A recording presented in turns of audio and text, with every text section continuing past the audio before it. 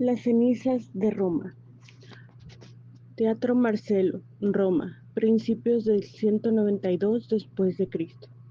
El senador Pertinax, acompañado por su hijo Elvio, entró junto con otros colegas en el Teatro Marcelo. El emperador los había convocado a todos en aquel magnífico edificio, lo que no era habitual. Pertinax buscó con la mirada al veterano Claudio Pompeyano, pero no lo encontró. Su hijo Aurelio Pompeyano asistía en su lugar y le confirmó que, una vez más, su padre había alegado su mala salud y su avanzada edad para no asistir a la reunión del Senado. Tiempo atrás, Claudio Pompeyano había sido acusado de participar en una conjura contra Comodo, liderada por su esposa Lucila, hermana del propio emperador, pero al final fue absuelto. Comodo aún recordaba que el viejo senador había rechazado la toga imperial cuando se le ofreció Marco Aurelio. Aquel gesto le valió que Comodo, hijo de Marco Aurelio, aún confiara en él y aceptara su inocencia.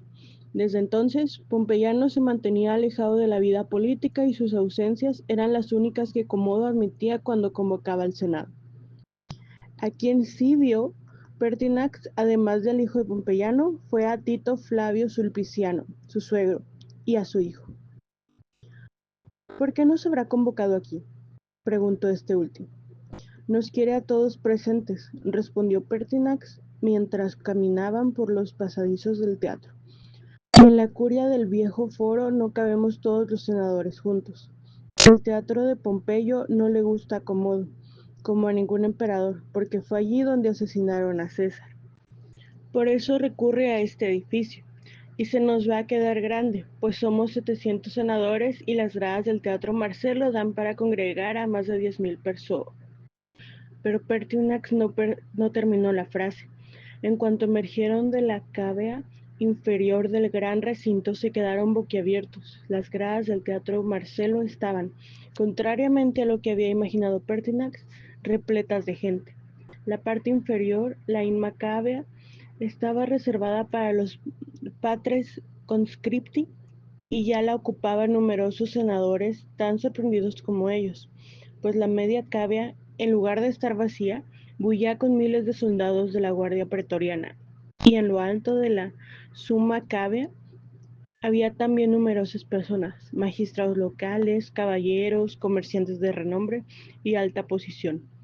Todo el que era alguien en Roma estaba aquella mañana en el Teatro Marcelo junto con los miembros del Senado, todos, además vigilados por la casi totalidad de la Guardia Pretoriana. Aurelio, tu padre se va a perder algo grande hoy, dijo Pertinax, aunque no sé si quizás sea el más inteligente de todos nosotros y el más afortunado. El joven Aurelio Pompeyano asintió con la boca aún entreabierta. Pertinax, su hijo Elvio, Tito Flavio Sulpiciano y su propio hijo se sentaron. A ellos se les unió el veterano Dion Casio. El resto de senadores llegó al poco. Unos instantes después de completado el aforo del recinto, se oyó a los buquinatores haciendo uso de sus trompetas a pleno pulmón para anunciar la llegada del emperador de Roma. La guardia pretoriana de la media cava se alzó y los senadores y el público de la parte superior imitaron a los soldados por respeto, por prevención, por si acaso. Cómodo entró a caballo con la larga capa púrpura imperial colgando de los flancos de su montura. El emperador cabalgó por el semicírculo frente a la Ima Cavia y ascendió por una gran pasarela de la madera instalada al efecto para que el animal, calzado con herraduras de oro que resplandecían a la luz del sol, pudieran acceder sin resbalar a la escena del teatro. Es uno de los caballos de la cuadriga imperial de los verdes, la que siempre gana en el circo máximo, comentó el joven Tito sin ocultar en su voz una confusa mezcla de miedo, admiración y desprecio ante aquella teatral entrada del emperador. Sí, dijo Pertinax, que estaba acostumbrado como su hijo Elvio, como Sulpiciano, el padre de Tito, como el veterano Dion Casio, como todos, a las excentricidades de Cómodo. Aun así, aquello resultaba tan exagerado que habría sido para reír si el puro terror no les atara un nudo en el estómago. ¿Qué tramaba el errático emperador para aquella estrafalaria reunión del Senado y del resto de magistrados y hombres relevantes de Roma en presencia de toda la Guardia Imperial? Eso, en efecto, era lo que más nervioso ponía a Pertinax, tener a su espalda 5.000 pretorianos armados hasta los dientes. Se volvió hacia Dion Casio. ¿Qué piensas de todo esto, amigo mío? El otro respondió en voz baja. Pienso en que Calígula, tiempo atrás, ya dijo que le gustaría que el Senado tuviera un solo cuello para acabar con todos nosotros de un único tajo. O eso cuentan. Y detrás tenemos a toda la guardia pretoriana armada. Tienen más espadas que nosotros cuellos. Eso pienso. Pertinax cabeció levemente en sentido afirmativo. Aquello confirmaba sus peores intuiciones. Las trompetas sonaron una vez más mientras el emperador descabalgaba y se sentaba en el gran trono en medio del escenario. El augusto Comodo hizo una señal con la palma de la mano hacia abajo, como invitando a los presentes a tomar asiento. Pero aunque la guardia pretoriana permaneció en pie, los senadores se acomodaron en las gradas. En la suma cavea, los asistentes también permanecieron en pie para poder ver bien lo que ocurría. Tampoco tenían claro que la señal del emperador fuera dirigida a ellos. Ante la duda, con Comodo era mejor no hacer nada. Incluso contener la respiración era buena idea. Lo habitual en una reunión del Senado era que los cónsules de aquel año se hubieran situado a ambos lados del emperador, pero resultaba difícil llevar la cuenta de quién era el cónsul no ya aquel año, sino aquel mes. Cómodo había usado la venta del cargo de cónsul como una forma más de obtener ingresos complementarios para sus arcas, y así seguir costeándose sus suntuosos ludi, ya fueran en forma de luchas de gladiadores, cacerías extravagantes o espectaculares carreras de cuadrigas. Cuando la jefatura del pretorio estuvo en manos del malogrado Cleandro, Cómodo hizo que su prefecto de la guardia vendiera el puesto de cónsul hasta en 25 ocasiones. Pero aquella mañana, sobre el escenario del Teatro Marcelo, junto al gran trono que acogía al Augusto, solo había un hombre, el todopoderoso nuevo prefecto del pretorio, Quinto Emilio Leto. Cómodo no se dirigió a los senadores ni al resto de asistentes. Se limitó a mirar a Quinto Emilio y a decirle una sola palabra: procede. Aquello sonó a sentencia y tanto Pertinax como su hijo Elvio, Dion Casio, Tito Flavio, Sulpiciano y su hijo, el joven Aurelio Pompeyano, así como muchos otros senadores, miraron hacia atrás con pánico. Sus ojos observaban la media cávea donde estaba toda la guardia pretoriana armada, pero ninguno de los senadores se movió, ni hizo ademán de desenfundar su gladio. Los senadores miraron entonces de nuevo hacia el escenario. Quinto Emilio se adelantó unos pasos y desenrolló un papiro al que comenzó a dar lectura pública. El Imperator Caesar Augustus Commodus desea hacer un anuncio principal ante el Senado y ante los diferentes representantes del pueblo de Roma y ante la Guardia Imperial. En primer lugar, el Imperator Caesar Augustus manifiesta que el terrible incendio que asoló nuestra querida ciudad hace unas semanas no es una maldición, sino una señal divina de los dioses para con su colega y representante aquí en Roma, el emperador Comodo, reencarnación de Hércules entre nosotros, pobres mortales. Es una señal que nos indica el nuevo rumbo que ha de llevar ahora a Roma, la nueva Roma que emergerá de las cenizas de este holocausto que marcará un antes y un después en nuestras vidas. El incendio en sí mismo ha sido un fuego purificador que ha servido para limpiar la urbe de su pasado mortal y encaminarla hacia un futuro en el Olimpo.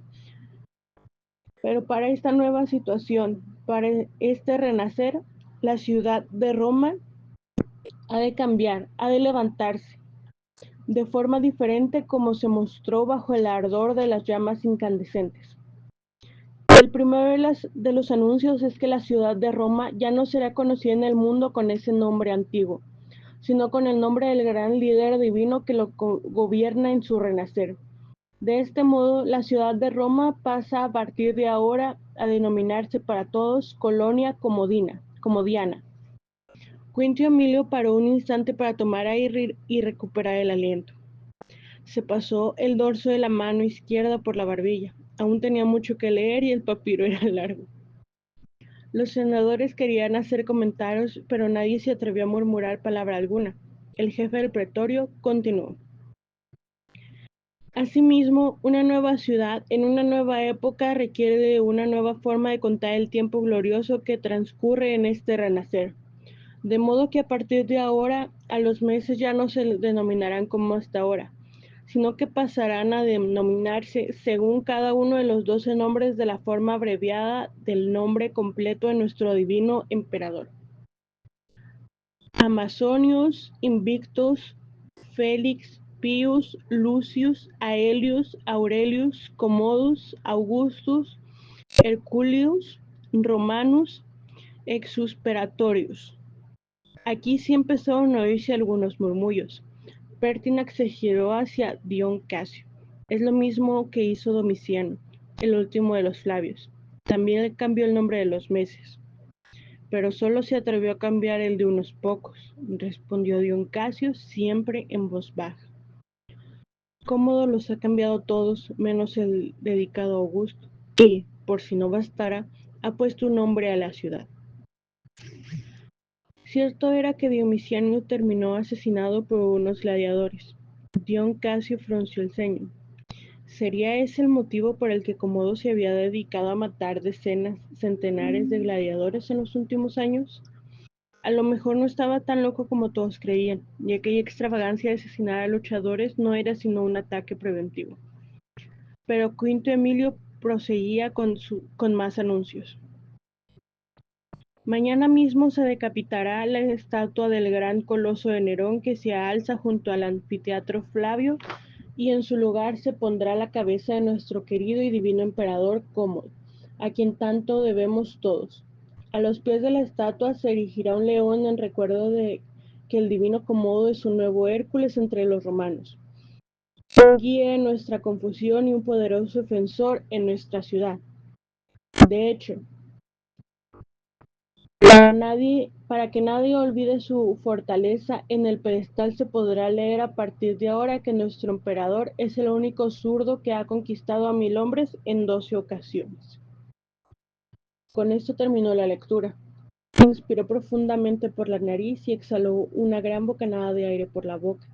Enrolló de nuevo el largo papiro, retrocedió varios pasos y, una vez que se encontró en la línea con la posición del emperador, añadió: Esta reunión ha terminado. Y así fue. No hubo votación, no hubo turno de palabras ni debate alguno. Cómodo, muy sonriente, se levantó y se acercó al jefe del pretorio, que permanecía ahora firme en el centro del escenario. Has leído bien, pero sin convicción, Quinto, le dijo en un susurro. Quiero más emoción en tu voz cuando anuncies decisiones tan importantes. ¿Me has entendido? Sí, Augusto. No me defraudes. Terminó Cómodo con una mueca de desaprobación que parecía llevar consigo el mensaje velado de otra amenaza. Quinto Emilio registró aquello. Era la segunda vez que el Augusto se dirigía a él con ese tono de desprecio y condena. Aún así, no dijo nada. Se limitó a apretar los labios y observar en silencio cómo el emperador montaba de nuevo contra su majestuoso caballo, y el lomo del animal quedó cubierto por el despliegue del largo paludamentum púrpura imperial que lucía el imperator Caesar Augustus mientras salía cabalgando de la escena del Teatro Marcelo. Tras él fue un nutrido grupo de pretorianos, pero Quinto Emilio permaneció en el centro del escenario, vacío, como si estuviera al mandato de supervisar que todo el mundo saliera en orden y sin que nadie se atreviera a manifestar oposición alguna a lo allí expuesto. En efecto, todos iban desalojando el teatro. Un grupo de senadores murmuraban: «Hay que hablar con Quinto Emilio», se atrevió a decir Pertinax. «No seré yo quien lo haga», respondió Dion Casio. siempre prudente en extremo y más aún en aquellos tiempos que la locura de Komodo era tan errática como imprevisible. Pero si quieres hacerlo, ahí lo tienes. Nos vamos a cruzar con él antes de entrar en el pasadizo de salida. Lo que no sé es qué podrías decirle que lo haga recapacitar. Algo tengo en mente, replicó Pertinax. Le hizo un gesto a su hijo Elvio para que marchara con el resto mientras él echaba a andar en dirección al jefe del pretorio. Quinto Emilio vio que uno de los senadores veteranos se acercaba a la escena. Lo conocía bien.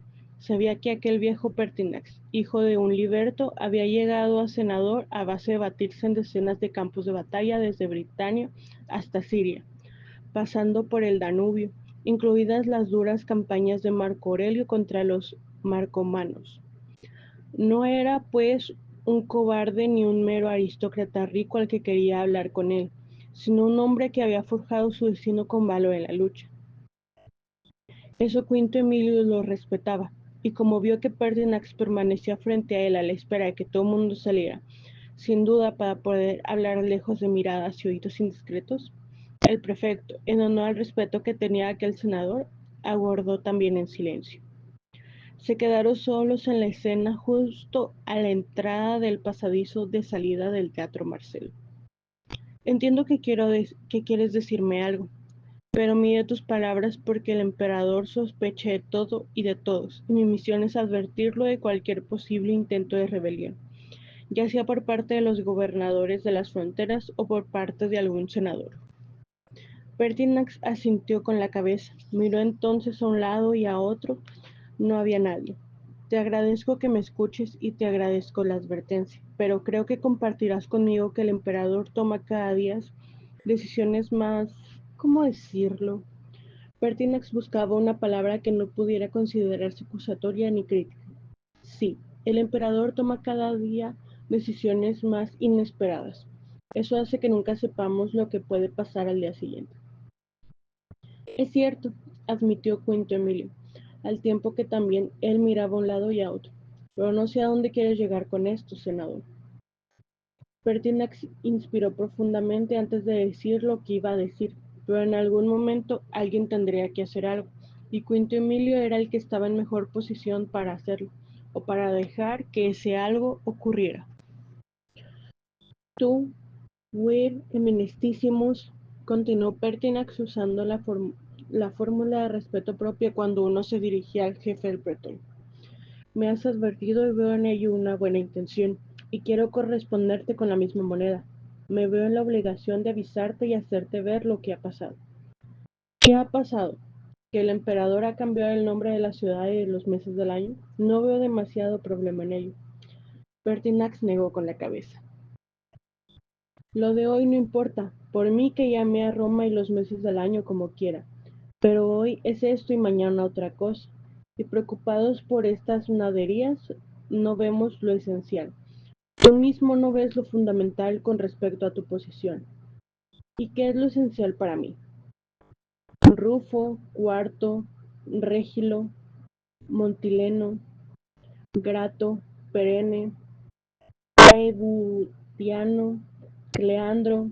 Pertinax comenzó una enumeración de antiguos jefes del pretorio que habían precedido en el cargo al propio Quinto en los años previos de gobierno de Comodo.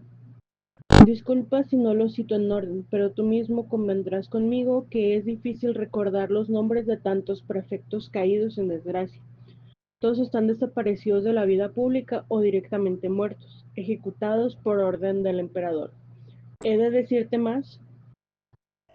Pertinax cayó entonces, dio media vuelta y empezó a andar. Lo que has dicho, lo que me sugieres, es traición, le espetó Quinto Emilio. El senador se detuvo, se giró. Tengo 66 años, Quinto, y estoy al final de mis días, pero tú aún eres joven, tú mismo. Y el veterano senador reemprendió la marcha dejando al prefecto del pretorio meditabundo y cabizbajo en medio de la escena de un inmenso teatro vacío.